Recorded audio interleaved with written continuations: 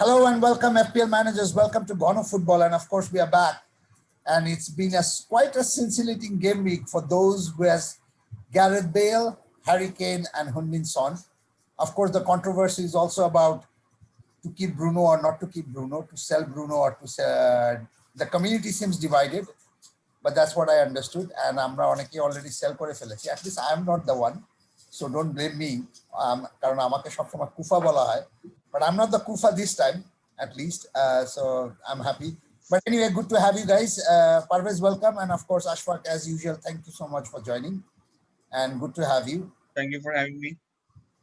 And of course, the game week is still going. So let's just continue because we don't think so we'll be able to do any more pod this week. So this will be our final pod for game week 28. So without further delay, let's just start our first thing. And I would say Pranay is not joining us today. She basically তার ব্যক্তিগত কারণে সে আজকে অনেক ব্যস্ত, so যার কারণে সে আজকে আমাদেরকে জয়েন করতে পারছে না।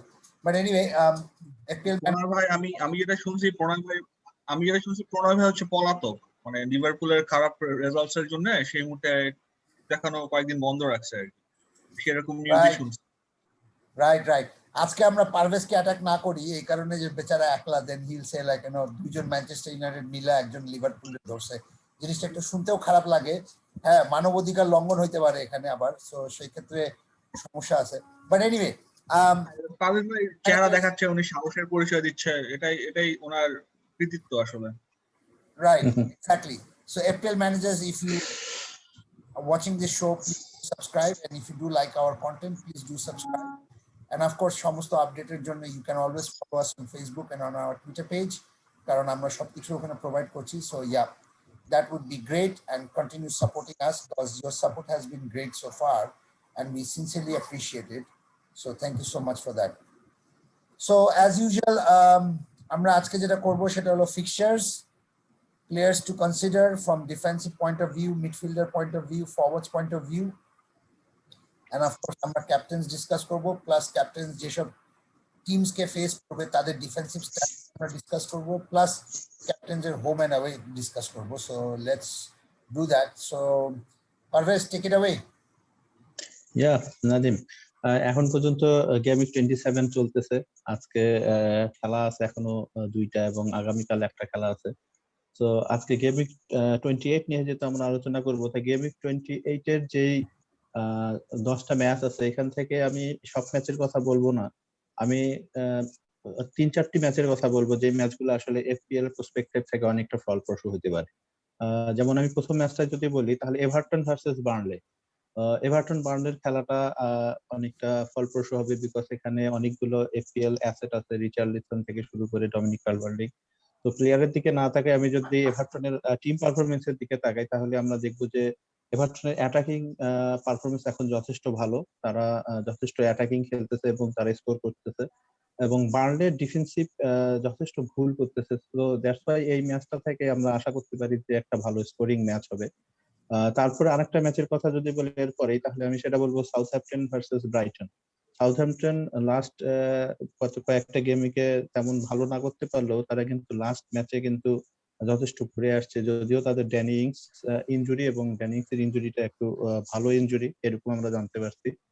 সো বাট বাকি প্লেয়াররা মোটামুটি তাদের অ্যাটাকিং যেমন অন্যান্য প্লেয়াররা এদিক থেকে সাউথহ্যাম্পটন অ্যাটাকিং অনেকটা ভালো, বাট ব্রাইটন কিন্তু যথেষ্ট চাপের মধ্যে আছে কারণ তারা রেলিগেটেড ফাইটে এখন পর্যন্ত ঢুকে গেছে এবং ব্রাইটন এই জন্য একটা এক্সট্রা প্রেসারে থাকবে।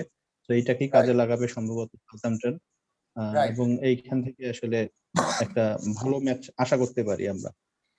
তারপরে আরেকটা ম্যাচ ছোট্ট কথা বলি পারভেজ, আমাদের পরিচিতদের মধ্যে একজন ম্যানেজার আছে যিনি আসলে ড্যানি ইংস কে ট্রান্সফার ইন করছিল হ্যারি কেন কে বিক্রি করে এই সপ্তাহের জন্য ডাবল গেম উইকে ফোকাস করে, সবাই জানি যে কি হয়েছে। সো এক বালতি সমবেদনা আমাদের তার প্রতি। It was very unlucky. It was really unlucky, and I'm not being sarcastic. No, I'm not being sarcastic here. I'm really not being sarcastic. Rather, I'm trying to be very sympathetic here. But এই গেমিকে কিন্তু টেনিক্স কিন্তু যথেষ্ট ভালো player ছিল, কারণ double A গেমিক ছিল unlucky, আমি বলবো আনলাকি যে টেনিক্স ইনজুরিতে পড়ে গেছে। হি ইজ আনলাকি, মানে আপনি জাস্ট কনসিডার করেন ওর মানে আর্লি ইনজুরিটা না হলে মানে সাউদাম্পটন যে পেনাল্টিটা পাইছিল ওটা ড্যানি ইংসই নিত। Right, exactly. I think he was unlucky. Yeah, that's why I'm saying Absolutely, he was unlucky. I might sound like I'm being sarcastic, you know, but I'm not. Actually, I'm being very sympathetic. Actually, যে এরকম একটা ঘটনা, that's why আমি এই জন্যই কথাটা এখানে তুললাম যে you know there are people যারা এই ধরনের মুভ করছে and then they got into trouble. এবং হ্যাঁ নাদিম, আমি এই দিক থেকে একদিকে আমি লাকি যে আমি কিন্তু ড্যানিংসকে এই গেমকে কনসিডার করছিলাম। আমি লাকি যে ড্যানিংসকে আমার বাজেটের কারণে আমি নিতে পারিনি, যদি আমি নিতাম তাহলে হয়তো আমিও এর মধ্যেই পড়ে যেতাম। তো রাইট, কন্টিনিউ। ওকে, আমরা যদি তারপরে আরেকটা গেমের কথা বলি তাহলে সেটা হলো আর্সেনাল ভার্সেস টটেনহাম। আর্সেনাল কিন্তু এই মুহূর্তে তাদের রিদম ফিরে পাইছে এবং টটেনহাম তার চেয়ে বেশি রিদম ফিরে পাইছে। সন, কেন, বেলের আমরা পারফরমেন্স দেখতে পাচ্ছি যে আসলে তারা কতটাই দুর্ধর্ষ এবং কতটা বিধ্বংসী এই মুহূর্তে। এবং আর্সেনাল এই ম্যাচটা তারা হোমে খেললেও আর্সেনালের কিন্তু ডিফেন্সে একটা জিনিস, বড় জিনিস লক্ষণীয়, যে লাস্ট 6 গেম উইকে তারা এখন পর্যন্ত কোনো ক্লিন শিট রাখতে পারেনি। সো আর্সেনাল এদিক থেকে একটু প্রেসারে থাকবে, কারণ তারা একটা যথেষ্ট অ্যাটাকিং টিমের সাথে এদিন মাঠে নামবে। এই মুহূর্তে তারা অ্যাটাকিং বলা যায়, আসলে টটেনহামের স্টাইলটা হলো ডিফেন্সিভ, বাট তারা এখন বর্তমানে অ্যাটাকিং খুব খেলতেছে। তো এই দিক থেকে এই ম্যাচটা একটা ভালো, যেহেতু এখানে আর্সেনালের অনেক অ্যাটাকিং অ্যাসেট আছে, অবামিয়াং, সাকা এবং এদিকে সন, বেল, কেন। তো এই ম্যাচটা একটা ফুল গেম হইতে পারে। আরেকটা ম্যাচের কথা বলবো সেটা হলো Manchester United. Definitely Manchester United fan এবং ম্যানচেস্টার ইউনাইটেড ক্লাবকে আমি কংগ্রাচুলেশন জানাই যে তারা আসলে সেদিনকার যে ম্যাচটা ছিল সিটির সাথে, অ্যাবসলিউটলি তারা খুব ভালো খেলছে। এবং আমি আনলাকি যে আমি সেই ম্যাচে আমার টিমে লুকশো ছিল, বাট আমি লুকশোকে বেঞ্চ করছিলাম। এটা আমার জন্য আসলে কতটা কষ্টদায়ক সেটা আমি বুঝতেছি। লুকশোকে আমি বেঞ্চ করছি। একা না, আমার মনে হয় না তুই একা, কারণ আমি অলরেডি আমার লুকশো লাস্ট বেঞ্চ। এক্স্যাক্টলি। সো অনেকেই আছে আর কি যারা এরকম, আসলে অনেক ম্যানেজারই আছে যারা আলটিমেটলি সিটির সাথে খেলা দেখে অনেক ম্যানেজারই আসলে লুকশকে নিয়ে রাখছে, বাট তারা বেঞ্চে বসাইছিল এবং তারা মনে করছে ওকে থার্ড বেঞ্চেই রাখি কারণ একটা তো গোল খাবি অ্যাটলিস্ট। বাট পুরো চান্সেস কম ক্রিয়েট করতে দিবে, এটা আসলে একটা বড় জিনিস ছিল। But well played to Manchester United and it absolutely honest. রাতটা ওখান থেকেই ভালো হওয়া শুরু হয়েছে, এরপরে আসলে Harry Kane and Gareth Bale made it even like wonderful. ভালো ঘুম হয়েছে কালকে আমার, আসলে সত্যি কথা। হ্যাঁ, এগুলাই মোটামুটি ম্যাচ ছিল না, গত 24 ঘন্টা ইয়াতে ঢুকি নাই মনের দুঃখে। Right, okay, so let's move to the next chapter, to be honest.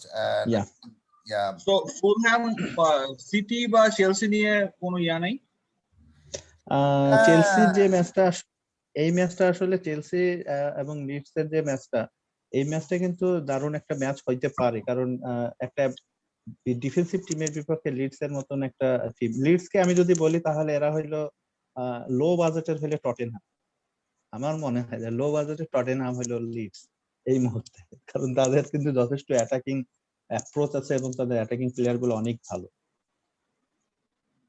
What about the comments? সিটির ম্যাচটা আসলে আমি যে জিনিসটা চিন্তা করতেছি যে সিটি আসলে ফুলহ্যামের লাস্ট 6 গেম উইকের যে ডিফেন্সিভ স্ট্যাট গুলো আমরা দেখলাম, আমরা সামনের দিকেই দেখতে পারবো এই এপিসোডের, যে ফুলহ্যাম আসলে ডিফেন্সিভ ওয়াইজ কতটা স্ট্রং। এবং সিটি, আমি বলতেছি না যে এই ম্যাচটা আসলে সেরকম ম্যাচ হবে না, বাট এই ম্যাচটাতে সিটিকে আর একটা বড় পরীক্ষা দিতে হবে, এইটুকু আমি বলতে পারি, যে ফুলহ্যামের সাথে তাদেরকে আর একটা বড় পরীক্ষা। I think that's a very fair assessment, that City will not walk over Fulham completely. That of course, আমি বলতেছি না, আমিও বলবো না যে আসলে ফুলহ্যাম লাইক পুরো ফুলহ্যামকে উড়াই দিবে, বাট আমার মনে হয় ওই ধরনের ভাবনাটা থাকে। আই থিংক এই ধরনের কোনো ঘটনা ঘটবে না, কারণ ফুলহ্যাম ডিফেন্সিভ ওয়াইজ কিন্তু যথেষ্ট ভালো, তাদের স্ট্যাট বলতেছে এবং তাদের পারফরম্যান্স নট অনলি যে লাস্ট 6 গেম উইক, তারা কিন্তু গেম উইক 10 এর পর থেকে এখন পর্যন্ত আমি যেটা স্ট্যাটে আমি দেখছি সেটা হলো ফুলহ্যামকে এখন পর্যন্ত কোনো টিম 3টা গোল দিতে পারে নাই এক্সেপ্ট লিস্টার ছাড়া তাদেরকে কেউই 3টা গোল দিতে পারেনি। সো ওরা প্রত্যেকটা টিমের কাছে 2টা অথবা 1টা গোলের বেশি খায়। তো ফুলহ্যাম আসলেই ডিফেন্সিভলি অনেক ভালো করতেছে এবং এই সিজনটা আসলে ফুলহ্যাম অন্যরকম খেলতেছে। সেই এক বছর আগের মানে সেই ফুলহ্যাম আর এই ফুলহ্যামের মধ্যে অনেক চেঞ্জ আছে। Right. Okay.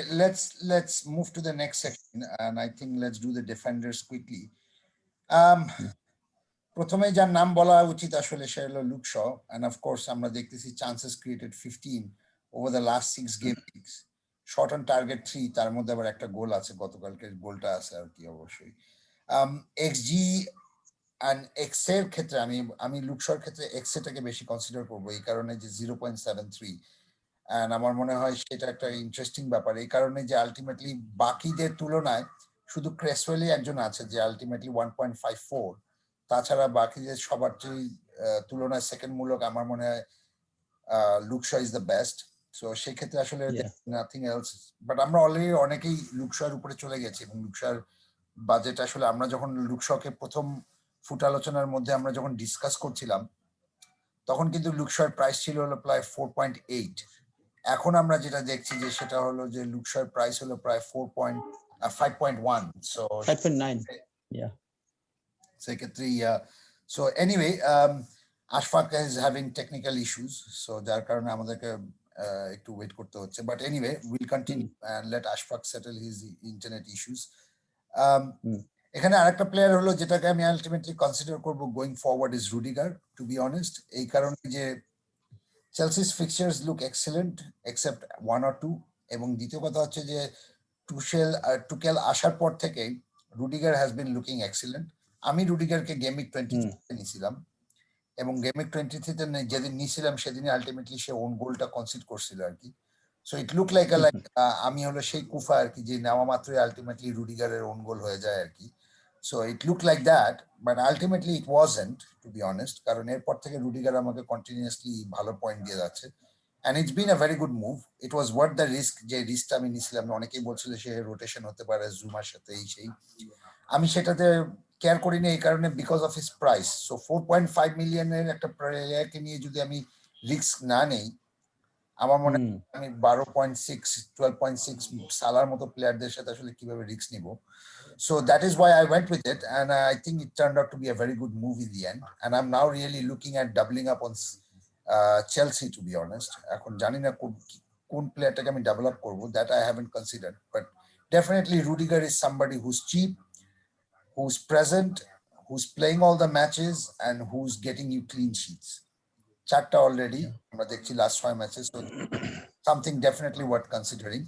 লাস্ট আমি যেটা বলবো target until game week 30th, কারণ এরপর থেকে অ্যাস্টন ভিলার ফিক্সচার খারাপ। So again target is definitely worth considering, particularly because of his CS. So সেক্ষেত্রে আসলে এটা খুবই একটা ইম্পর্টেন্ট ব্যাপার। Reguilon is another interesting shout because of his minutes per attempt which is 55.40, so I think that is worth considering. Digne অনেকের টিমেই আছে, not going to really shout about Digne, and Dunk, I think we spoke about it last week, so I'm not going to repeat what we said already. So that's all from me for defenders, but anyway, so let's move to the midfielders. Is there any questions from this?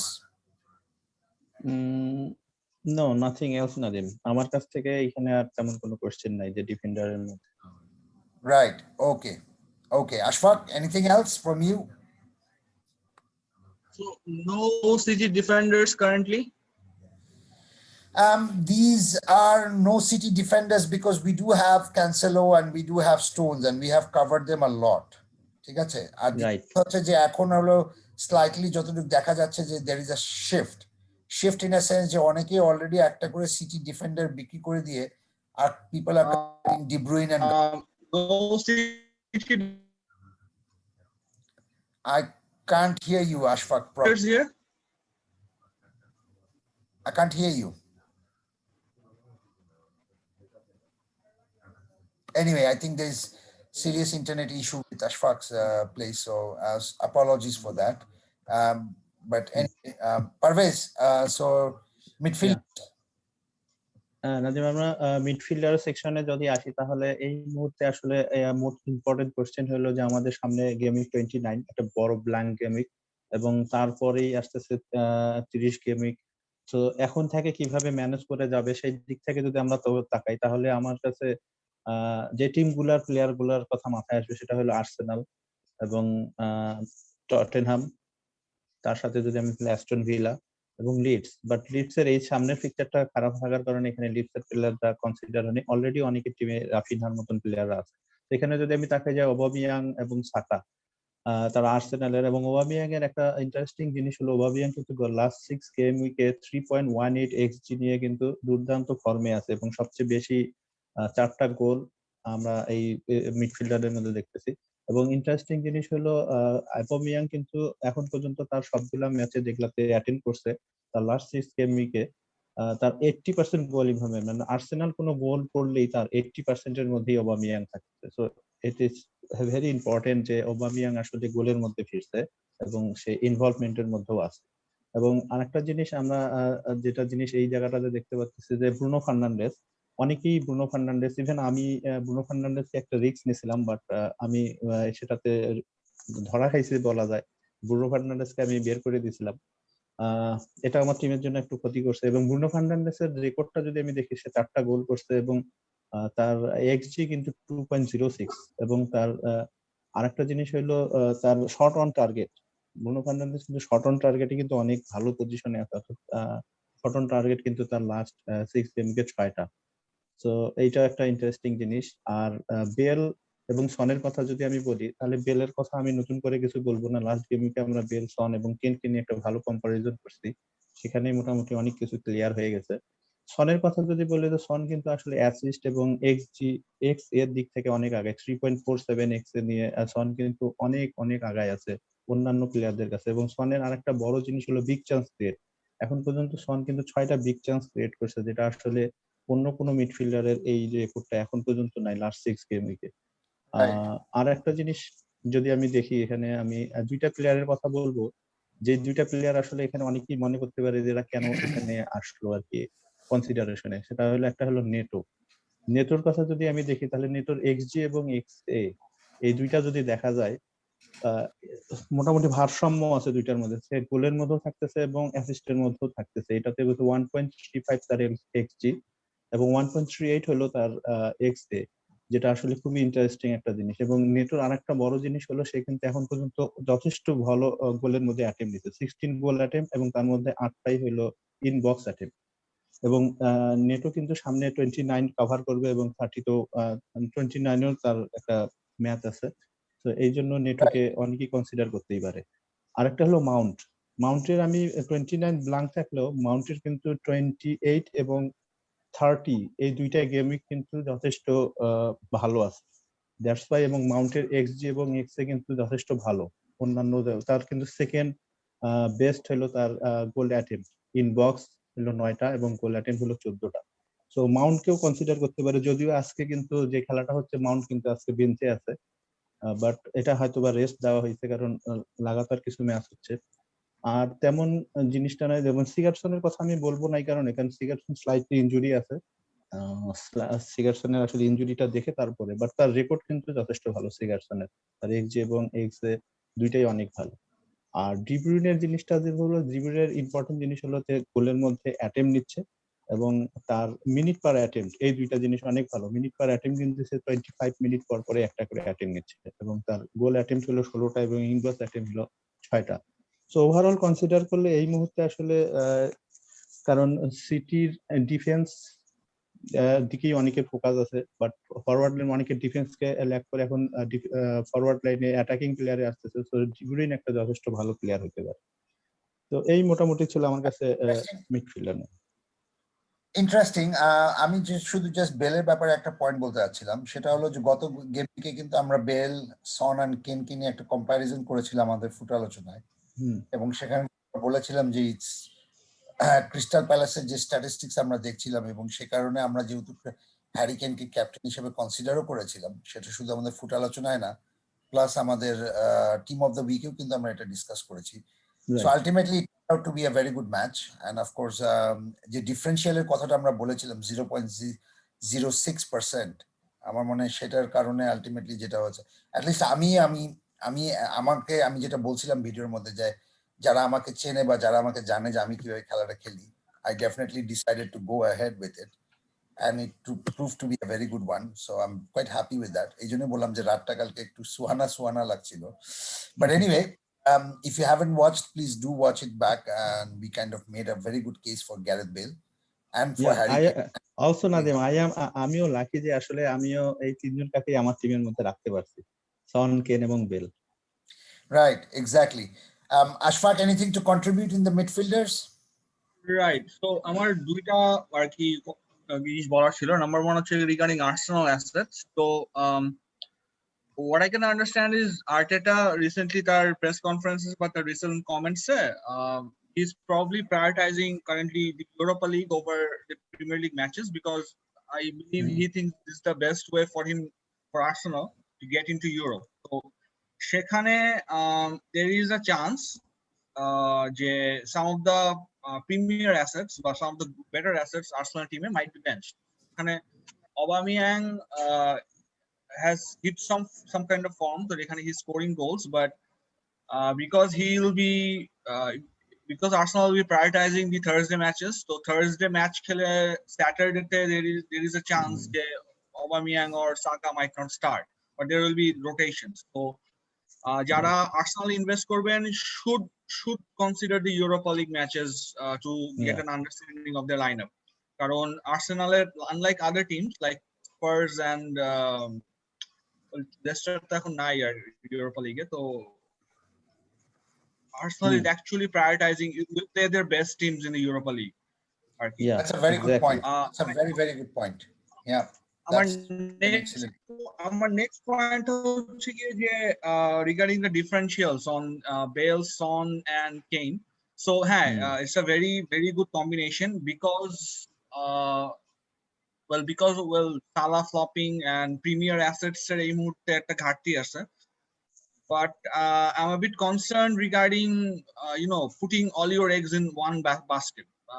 Like Ami is a bit of an anti Nadim Bhai type of player, so সেখানে it's a very, very, very good differential choice regarding picking three of them, but I'm a bit concerned regarding investing too much on a single team's assets or investing too much on a single team's defense, right? Like whenever a team is doing good, you tend to take, suppose you tend to take three defenders. When Chelsea, let's say defense is one of the best ones, so you tend to take three defenders, or একটা টিমের attack খুব ভালো, you tend to take three attackers. So সেখানে I believe যে if somewhat football is an unpredictable game, সেখানে something goes wrong, তাহলে you will be having a bad week, like your progress will be very zigzag. Either one week you are doing very good, or another week you might be doing very bad. Or another thing is teamer balance একটা issue আছে. Like few years ago when Coutinho, Firmino and Mane was playing, so people were tending to triple up of the three of them. যারা সেটা triple up করছিল ultimately paid the price because one bad game for Liverpool actually meant you were missing out on a lot. এইখানে আমার একটা question আছে, এইখানে আমি slightly একটু মানে একটু ডিসএগ্রি করব, বিকজ আমি কিন্তু সেই সময় যখন কতিনহো, সালা এবং ফিরমিনোকে নিয়েছিলাম, এই সেম কাজটা করছিলাম আমি ওই সিজনে, এবং অ্যাবসলিউটলি ওই জিনিসটা আমার জন্য টিমের জন্য ক্র্যাকিং হয়েছিল ওই সময়ও। ওইখানে আমি হিউজ র্যাঙ্ক আপ করছিলাম, যেটা আসলে আনবিলিভেবল আপ করছিলাম, যেটা আমার এই গেমিংও হয়েছে আর কি, সন, বেল এবং কেনকে। বাট আমি ডিসএগ্রি করব না, আশফাকের সাথে আমি অবশ্যই একমত যে এটা অবশ্যই একটা গ্যাম্বলিং, যদি লাগে তাহলে you should only consider যেখানে you have nothing much to lose and you are trying to rise up the mini leagues and so on. No, not mini league. আমি আসলে ওই সময় ওভারঅল র‍্যাঙ্কেও অনেক আগায় গেছিলাম, যেটা আমার ক্যারিয়ারে ঢুকে গেছিল। হ্যাঁ, আমি ওই সিজনে সবচেয়ে বেশি ভালো করছিলাম, আমার ক্যারিয়ারের বেস্ট পারফরম্যান্স ছিল ওইটাই। কতিনহো, ফিরমিনো এবং সালা, এই তিনজন আমাকে ওইটা দিছিল। Right, no, but coming back to that point, হ্যাঁ, সবসময় এক বাস্কেটে এক সব ডিম রাখা ঠিক না। I agree with that. ঠিক না। Right. I agree that একটা ম্যাচ যদি খারাপ হয়ে যায়, that সারা গেম, পুরো গেম উইকটা নষ্ট হয়ে যাবে, কারণ বিকজ অফ ওয়ান ম্যাচ। যেমন গতকালকে ভার্সেস খেলার সময় I had 4 players playing and it was just a 2-0 with one Bruno penalty, that's it. That's it. That's all I got. So 10 point basically from Bruno, and the rest of them gave me pretty much nothing. যদি আমি তাদের price বলি. So I agree with that point. But again, কথা হচ্ছে যে when you see certain amount of consistency with a certain players, there is always, আমরা যেহেতু transfer regularly করি, ঠিক আছে, you can always jump off. It's not like একবার উঠছেন ভাই আর নামতে পারবেন না ভাই, ঠিক আছে?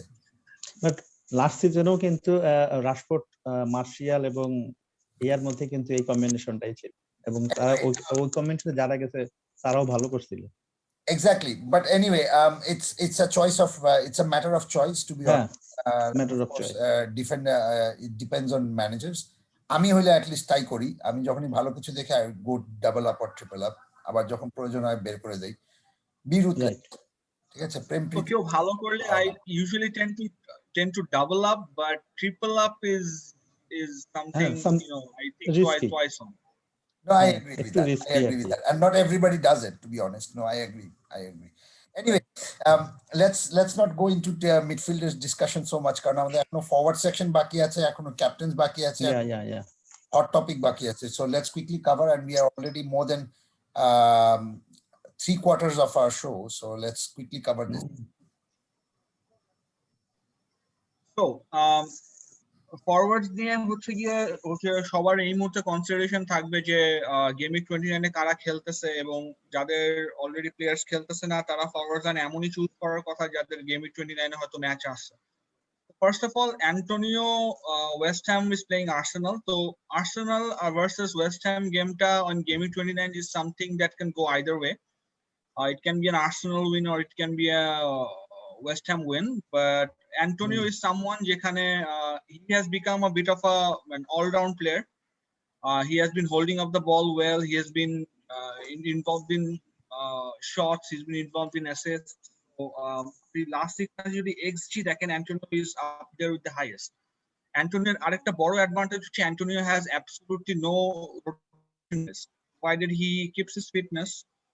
So he's currently the sole lone striker in West Ham. So he will absolutely play all the games.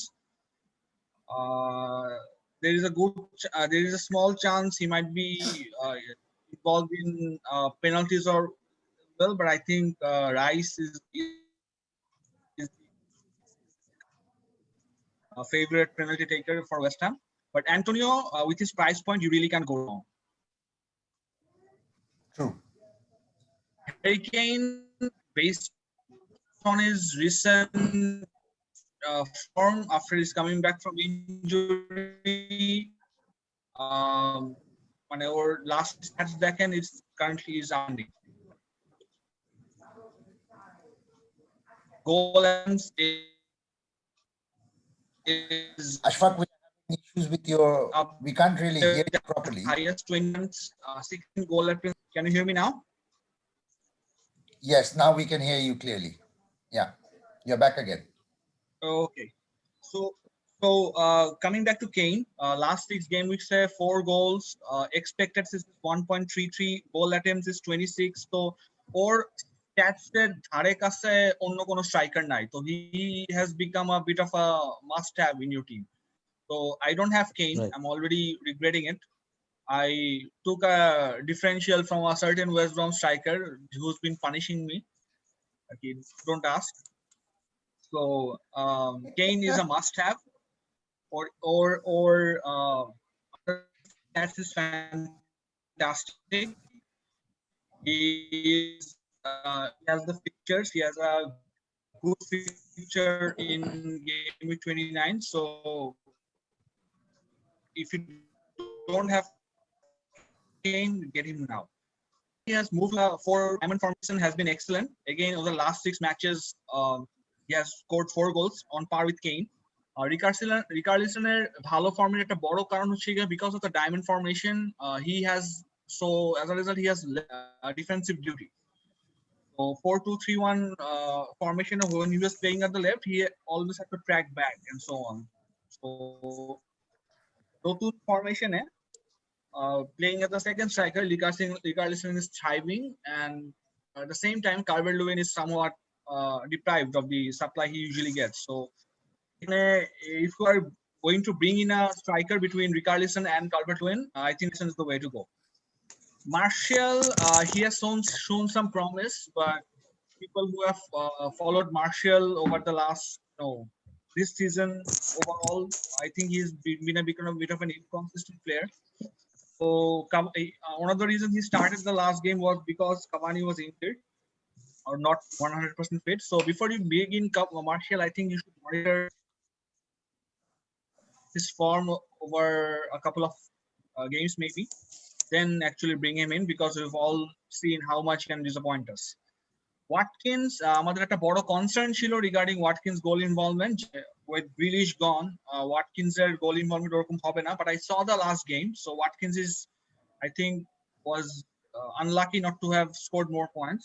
For goal involvement এখনো 66.6%. He's been getting the big chances, which is the highest on the last game, 6 game weeks. So Watkins having a game in game week 29 should be one of the main strikers you should consider. Right. Okay. We don't really have too much time, so let's really quickly go through the captains, please. So moving on to the next.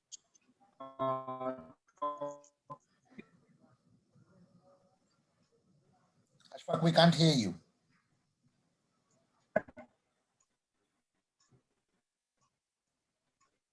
I think we lost Ashfaq.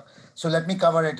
Parvez, quickly, যদি একটু ক্যাপ্টেন্সিটা cover. Yeah, Nadim, আমরা যদি দেখি যে ক্যাপ্টেনশিপের যে আমরা চারটা দেখতে পাচ্ছি, সেখানে হ্যারি কেন, রিচার্লিসন, ফার্নান্ডেস এবং ডি ব্রুইন, যাদের খেলা আছে হলো কেনের। যদি আমি রেকর্ড এর কথা বলি, যেটা আমরা স্লাইড শোতেই দেখতে পাচ্ছি যে এখানে বাকিদের মতো যেমন রিচার্লিসন, ফার্নান্ডেসের উপর 4টা করে, বাট এক্সজি তে কেন, হ্যারি কেন অনেক আগায় আছে এই জায়গাটাতে, এবং গোল অ্যাটেম্প্ট এবং ইনবক্স অ্যাটেম্পেও তারা অনেক আগায় আছে, এবং মিনিট পার অ্যাটেম্প্টও কেন অ্যাওয়ে অ্যাহেড এতে চাইতে। বেশি ব্যাপারটা হলো ব্রুনো ফার্নান্ডেস যেভাবে খেলতেছে, ব্রুনো ফার্নান্ডেস আসলে এই গেমকে ওয়েস্ট হ্যামের সাথে যথেষ্ট, আমি মনে করি যে ব্রুনো ফার্নান্ডেস অনেকটা ক্যাপ্টেনশিপের জন্য কেন এবং ব্রুনো ফার্নান্ডেস এই 4 জনের মধ্যে থেকে আমি ব্রুনো ফার্নান্ডেস এবং কেনকে সবচেয়ে আগায় রাখবো। বাট স্ট্যাটে যে জিনিসগুলো আমরা দেখতেছি সেই জিনিসগুলো আসলে স্ট্যাটেই আমরা শো করে দেখতেছি, এবং এদের ব্যাপারে আগেও আমরা কথা বলছি মিডফিল্ডার এবং ফরওয়ার্ড লাইনে। সো আমরা যদি নেক্সট স্লাইডে যাই তাহলে আমরা ওইটা বেশি বেটার হবে ওটা ডিসকাস করা, যেটা কাদের সাথে আসলে খেলতেছে। রাইট। ওকে, সো সেক্ষেত্রে আমি যদি বলি ডিফেন্সিভ স্ট্যাটসে আমি যদি দেখি যে ultimately Arsenal, Burnley, West Ham and Fulham, and Arsenal have the worst defensive stats so far in terms of all the teams. So that is interesting. Arekta interesting ব্যাপার হলো Harry Kane has always scored against in the North London derby. So that's another interesting point that you should keep in mind. Second worst defense holo Burnley. Opponents is Arsenal. Right. Yeah. So Tottenham playing Arsenal. Arsenal has the worst defensive stats. আমরা yellow color দেখতে পাচ্ছি. So Everton plays Burnley, who has the second worst defensive stats according to the stats so far. West Ham slightly getting concerning, but not yet bad. And of course, Fulham, as you can see, যেটা আমরা বলে আসতেছিলাম যে Fulham should not be a pushover. এবং সেটা ultimately stats থেকে দেখে বোঝা যাচ্ছে যে তারা কিন্তু আলটিমেটলি সেকেন্ড বা লাস্ট বা ওয়ার্স্ট স্ট্যাটিস্টিক্স তাদের না আসলে। But anyway, let's do the best captaincy home and away. Parvez?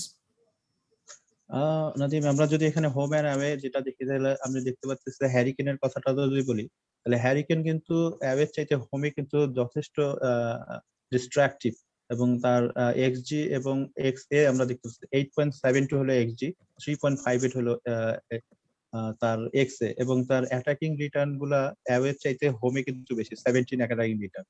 ঠিক আমি যদি রিচার্লিসনের দিকে আসি, তাহলে রিচার্লিসনেরটা কিন্তু মোটামুটি ভারসাম্য আছে, হোম এবং অ্যাওয়ে দুইটার মধ্যেই মোটামুটি তার একটা ভারসাম্য আছে, যে হোমের পারফরমেন্স অ্যাওয়ের পারফরমেন্স দুইটার মধ্যেই তার একটা ইয়ে আছে। আর ব্রুনো ফার্নান্ডেস যদি যে জিনিসটা দেখি, সেম জিনিসটা, ব্রুনো ফার্নান্ডেসেরও কিন্তু হোম পারফরমেন্স ভালো, যেমন টোটাল অ্যাটাকিং রিটার্ন কিন্তু এখন পর্যন্ত ব্রুনো ফার্নান্ডেসের 13টা, যেটা হোমে, এবং অ্যাওয়েতে কিন্তু 15টা, খুব একটা বেশি না। এক্সজি যদি আমি দেখি 6.72 হোমে, 5.92 হলো অ্যাওয়েতে। এক্সএ যদি দেখি 4.65 হলো হোমে, 4.60 হলো তার অ্যাওয়েতে। সো নাথিং, এখানে হোম এবং অ্যাওয়ে ব্রুনো ফার্নান্ডেস আজকে ম্যাটার করতেছে না। সো হোম হোক এবং অ্যাওয়ে হোক, ব্রুনো ফার্নান্ডেজ অলওয়েজ একটা ভেরি গুড ক্যাপ্টেন এফপিএল এর জন্য। এবং ডি ব্রুইনের কথা যদি আমি বলি, ডি ব্রুইন হোমে এখন পর্যন্ত তার পারফরমেন্স ভালো, তার এক্সজি কিন্তু অনেক বেটার 4.76 এবং এক্সজিও কিন্তু অনেক বেটার 5.76, যদিও এই ম্যাচটা কিন্তু ফুলহ্যামের সাথে তাদের অ্যাওয়ে, সো স্লাইটলি আগায় থাকবে। এই জন্য আমি বলতেছিলাম যে হ্যারি কেন এবং ব্রুনো ফার্নান্ডেজ তারা একটু আগায় থাকবে বিকজ অফ হইলো তাদের পারফরমেন্সের কারণে। যদিও স্টার্টে আমরা মোটামুটি অনেক কিছু এই জিনিসগুলো ক্লিয়ার দেখতে পাচ্ছি, বাট ক্যাপ্টেনশিপের ডিসিশনটা আসলে এই গেমে একটু ট্রিকি হবে, কারণ এখানে অনেকগুলো ক্যাপ্টেন পসিবিলিটি আছে যাদের ভালো করে। Right. Okay. So we have the hot topic now, and that is Mo Salah or No Salah. Ashfaq, what's your take on this?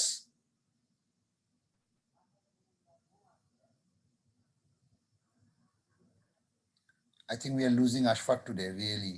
He's really having a bad internet connection. But anyway, Parvez, what's Yes, Nadim, আমি এই জিনিসটাই আসলে hot টপিকে আনার কারণ হলো মো সালাহ এবং মো সালাহ। He's back. Okay.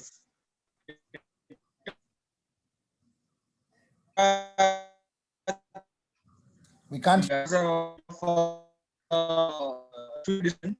Ashfaq, we can't hear you. Ashfaq, we cannot hear you properly. Anyway, I think we are not in a position to really continue this anymore. Really bad, and we apologize for everything. I'm so sorry about it. But Parvez, if you can say Mo Salah or No Salah, what's your take on? আমি তাহলে just একটু রেকর্ডটা বলি, তাহলে এটা বললেই বুঝতে পারবে যে এই মুহূর্তে সালাহ প্রয়োজন কিনা। সালাহর কিন্তু লাস্ট গেমে ওকে নাদিম, সালাহর পারফরমেন্স আমরা যেটা দেখতেছি, স্যার গোল ইনভলভমেন্টের মধ্যে কোনো ইনভলভমেন্ট নেই, 2.70 এক্সজি এবং তার মাত্র 2টা গোল, তো কোনো অ্যাটাকিং রিটার্ন নেই। এই জিনিসগুলাই আসলে বোঝা যাচ্ছে যে সালাহ আসলে সামনের গেমগুলো তো তার জন্য টাফ হবে এবং লাস্ট গেমগুলোতে সে খারাপ করছে। তো আই থিংক এখানে সালাহকে স্লাইটলি অ্যাভয়েড করে যাওয়াটাই আজকে বেটার, কারণ 12.5 মিলিয়নের একজন মিডফিল্ডার আসলে একটা জায়গা দখল করে আছে, যেখানে আমরা এর চাইতে $500,000 প্রাইজেও অনেক ভালো ভালো প্লেয়ার আমরা এখন পাবো। So I think Salah K avoid করা যায়। Exactly.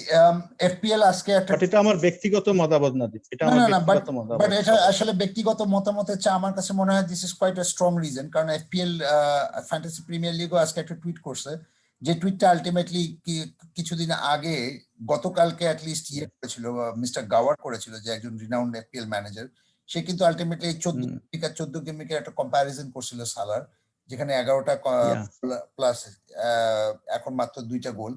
সো এই কম্প্যারিজনটা থেকে ক্লিয়ারলি বোঝা যাচ্ছে, এবং আলটিমেটলি যে কারণে আমি আর তুই অ্যাটলিস্ট বলতে পারি যে আমরা অ্যাটলিস্ট 25 গেম 22 গেম আমি 22 থেকে বাদ দিছি, আমি 22 থেকে সালাহকে বাদ দিছি, আমি তাকে 24 থেকে বাদ দিছি। So anyway that's all we have, so I think it's fine to have, but thank you so much, and it's been a pleasure to have you, and thank you so much, and sorry for the internet and trouble that Ashfaq is having. I hope you can accept this, and we will see you next week. There will be no more pod today, and until then, take care. Bye bye. Thank you.